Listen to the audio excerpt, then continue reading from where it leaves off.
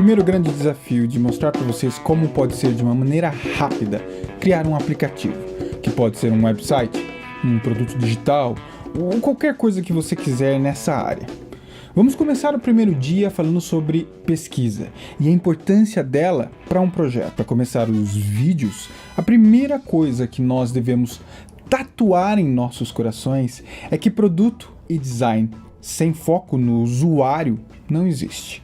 Não funciona, não vende, não dura, não pode. Devemos sempre ouvir as pessoas para pensar em produtos que resolvam ou entreguem algo que elas desejam, que elas precisam. Para entender o que as pessoas precisam, para criar coisas que resolvam os problemas delas, temos que coletar informações, óbvio, informações delas.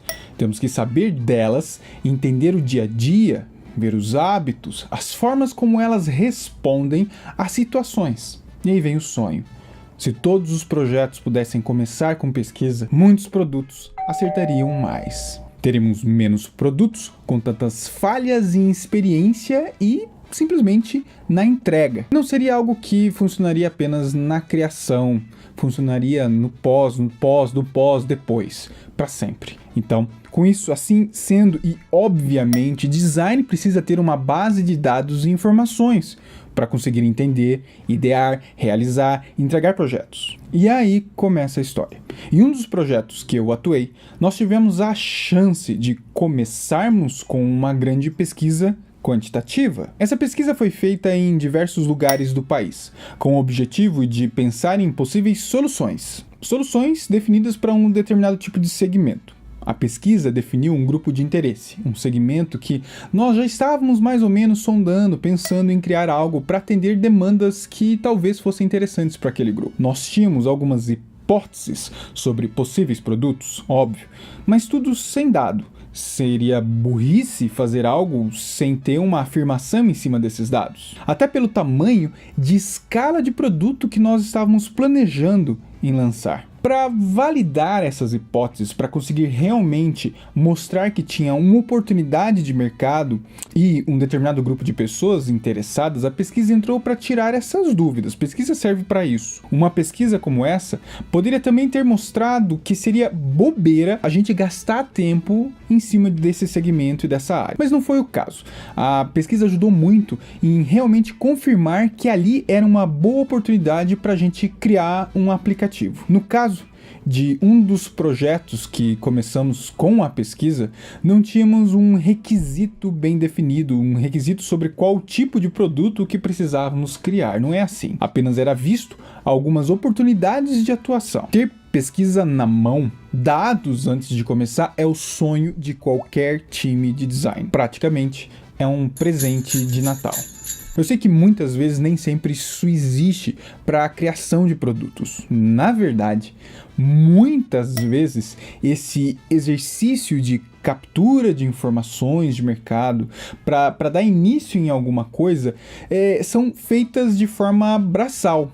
Pelo próprio time de design, pelo próprio time da empresa, ali trabalhando, capturando possíveis hipóteses, informações, de forma bem rudimentar, mão na massa, sondando na internet, fazendo benchmark, indo para a rua, aplicando formulários remotos ou presenciais. Nem sempre é possível ter uma empresa de pesquisa para fazer esse tipo de trabalho.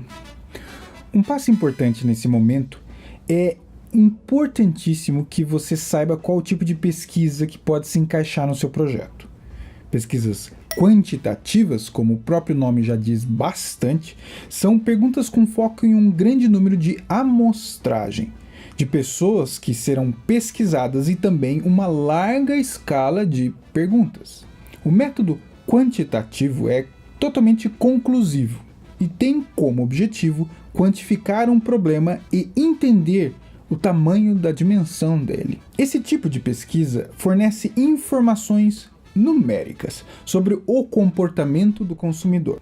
No caso da criação de um produto digital, As pesquisas quantitativas, elas são muito importantes, ainda mais para o tipo e tamanho de alcance de produto que você está pensando em criar e colocar no mercado. Mas eu também acredito que pesquisas quantitativas precisam ser confrontadas com pesquisas qualitativas. A pesquisa qualitativa, ela é mais difícil de definir, porque o foco dela é entender o comportamento do consumidor, ao invés de simplesmente medir alguma coisa. A pesquisa qualitativa, ela não apresenta resultados numéricos exatos como a quantitativa. A coleta de dados pode ser feita de várias maneiras, como por exemplo, simplesmente um bate-papo individual com foco em profundidade e observação dos comportamentos de quem está sendo entrevistado. Muitas vezes eu apliquei pesquisas qualitativas em um café, numa padaria, com um roteiro na mão, como um simples bate-papo, uma conversa completamente informal. E é bem diferente do que você ter um questionário na mão e só fazendo check.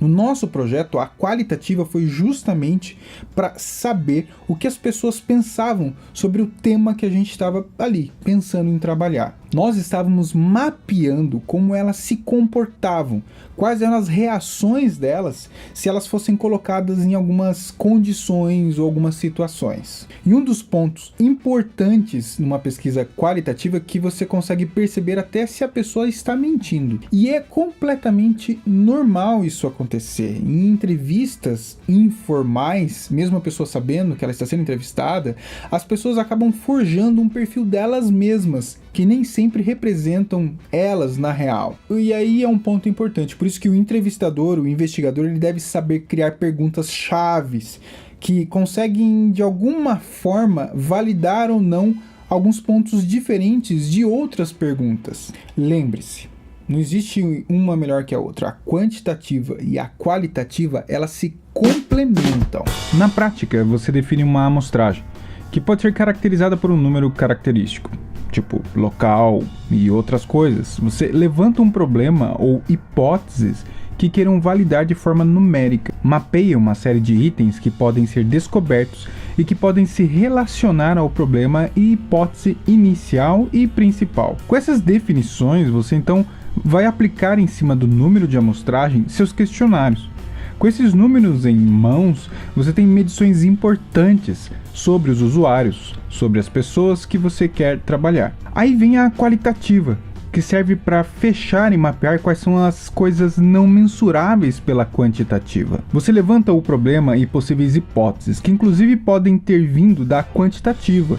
Monta um questionário que vai servir de base para o bate-papo. Diferente da quantitativa, você pode selecionar, por exemplo, 15 pessoas que de alguma forma se assemelham à amostragem quantitativa. De uma forma informal, começa a bater um papo e fazer um mapeamento de itens ao redor do principal ponto da entrevista. Nunca seja direto. Até porque na qualitativa você pode achar mais coisas interessantes do que simplesmente o que você está buscando. Em uma sala você junta os interessados, pessoas envolvidas no projeto. Você pode criar personas ou mesmo usar como modelo base as pessoas que você entrevistou. Veja os pontos culminantes de comportamentos e veja os fatores determinantes disso através da quantitativa. Você seleciona aqueles pontos que mais se destacam. Com isso você estará fazendo uma análise de conteúdo ou análise semiótica, que é você analisar e observar a frequência com que determinados termos se repetem. Você então tentará identificar estruturas e regularidades padrões no texto verbal ou escrito, e em seguida você vai realizar inferências baseadas nesses padrões que você encontrou na entrevista qualitativa. Nos projetos é importante juntar todos esses dados, fazer análise em cima das pesquisas quantitativas e das entrevistas qualitativas. Nesse ponto, dentro dos nossos projetos que nós trabalhamos, nós tentamos sempre achar pontos de intersecção nesses dados que a gente coleta. Coisas que a gente encontra, coisas que possam fazer sentido.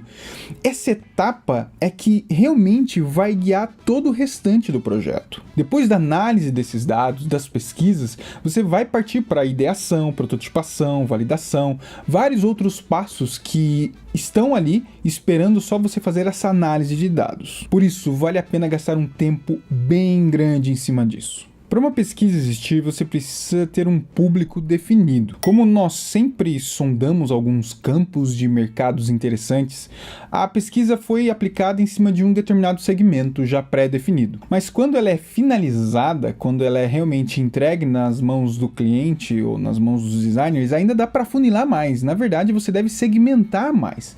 É importante fechar o melhor e máximo possível, para você conseguir resolver problemas de entregas e soluções muito mais realistas.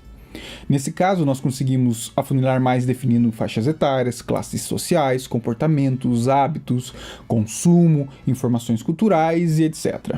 Quando você junta tudo isso, aí você pode ver aquela sua hipótese lá do começo, que eu citei lá, para ver se realmente pode ser investido em cima dela, se ela realmente faz sentido, se a partir dela pode-se ter, assim, um produto talvez interessante.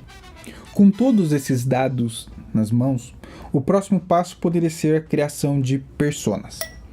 E que nesse caso, personas ajudam muito a pensar em jornadas de usuários, mapeamentos de hábitos, entre várias outras coisas que são possíveis. Mas no caso dos nossos projetos, nós acabamos optando muitas vezes em não criar personas. O motivo eu conto para vocês amanhã no vídeo de amanhã. Mas o que é importante que eu quero dizer com isso de não aplicar personas ou outras coisas é que você deve pensar que em alguns projetos nem sempre nós designers temos a chance de aplicar tudo o que sonhamos sobre metodologias de design por vários motivos, questões de prazos, recursos e algumas vezes até a maturidade da empresa e entender a necessidade de usar esses métodos, essas metodologias. Ok, então você tem os dados, juntou todo mundo e fez diversas reuniões, workshops de apresentação, discussões e mais discussões sobre os dados coletados. Pronto, e também organizou tudo para que a gente pudesse discutir de forma melhor. Mas todo esse processo de colocar todo mundo dentro de uma salinha tem que ter cuidado, tem que ter atenção e direcionamento. Designers, acredito muito nisso, têm o papel de serem facilitadores. Antes de começarmos a pensar em interfaces, a real experiência do usuário e em testes, nós precisamos fazer com que todos pensem, visualizem e cheguem às mesmas conclusões e consensos. Nós, como designers, temos a responsabilidade de fazer com que todos falem a mesma língua. Eu não quero dizer que essas análises de dados em conjunto, você precisa gastar tempo e mais tempo. Eu até prefiro que, nesses casos de reuniões, elas sejam rápidas e práticas, talvez mais reuniões, porque até muito blá blá blá pode dispersar e cansar. O nosso papel em reuniões assim é de ajudar o processo de divergência e convergência, porque isso é importante para conseguir chegar em pontos mais conclusivos. É fundamental em reuniões assim, em agrupamentos, eliminar os achismos, sempre olhar para os dados em mãos, porque toda essa pesquisa deu um baita trabalho, então você tem dados, você tem informação para eliminar o achismo. E claro, o papel fundamental de designers é sempre puxar a conversa, sempre para chegar num ponto em comum. O usuário. Nós sempre juntamos designers e programadores. É importantíssimo ter essas diferentes visões, diferentes experiências e visões diferentes. Um ponto que muitos esquecem e que nós, nos nossos projetos, nós sempre tentamos entender é que além de sempre olhar para o usuário como aquele ponto final, tem uma outra ponta que precisa ser olhada constantemente e que é tão importante quanto o foco no usuário. Você precisa entender qual é o objetivo da empresa.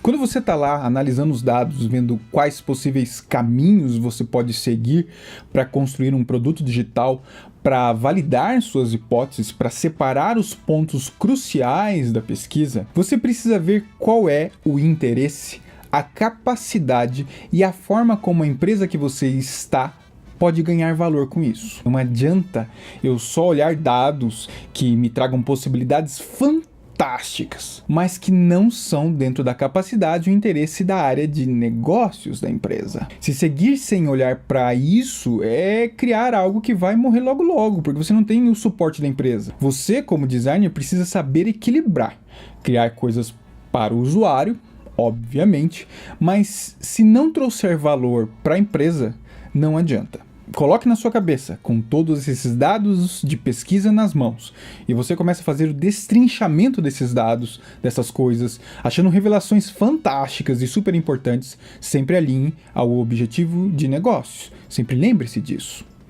Nos nossos casos, quando nós entramos em uma sala com tempo definido, começamos a diversas ligações, conexões, construindo alguns mind maps, com todos os pontos relevantes sobre os dados da pesquisa, nós também juntamos os hábitos das pessoas, as características, os problemas, as dores, os caminhos de possíveis soluções que um produto pode resolver. Nós sempre pensamos nesse balanço entre o usuário e o que a empresa realmente pode, quer e vai ganhar com isso. Esse processo, muitos chamam até como a fase do descobrimento do produto, ou Product Discovery. Todas essas fases, não importa o tipo e tamanho da empresa, de alguma forma, todo projeto pode passar por isso. É fundamental o designer ter clareza dessas fases, para até entender como ele deve trabalhar, direcionar, atuar como ponte entre usuário e negócios.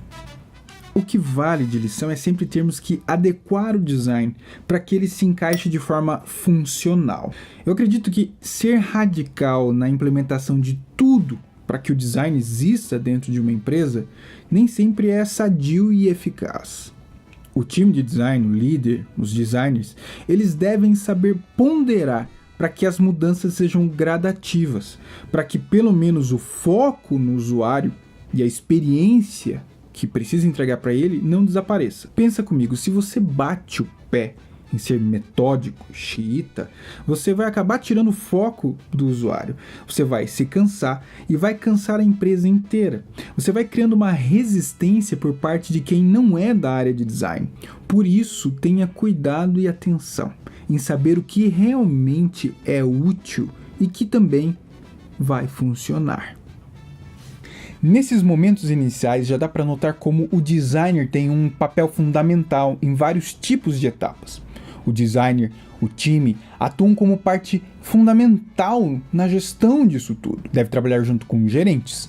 O designer, ele é uma coluna junto com negócios, com estratégia, e ele deve sempre enxergar o macro. O designer deve enxergar vertentes e desdobramentos que o produto poderá ter dali em diante e no futuro. Nosso envolvimento é fundamental para criar bons produtos, desde a pesquisa até o final. Se tiver. No vídeo de amanhã, nós continuaremos nossa saga. Me mande suas opiniões, me mande suas perguntas. Ainda tem bastante coisa para falar sobre esse assunto. É só uma visão geral e ampla de uma etapa gigantesca.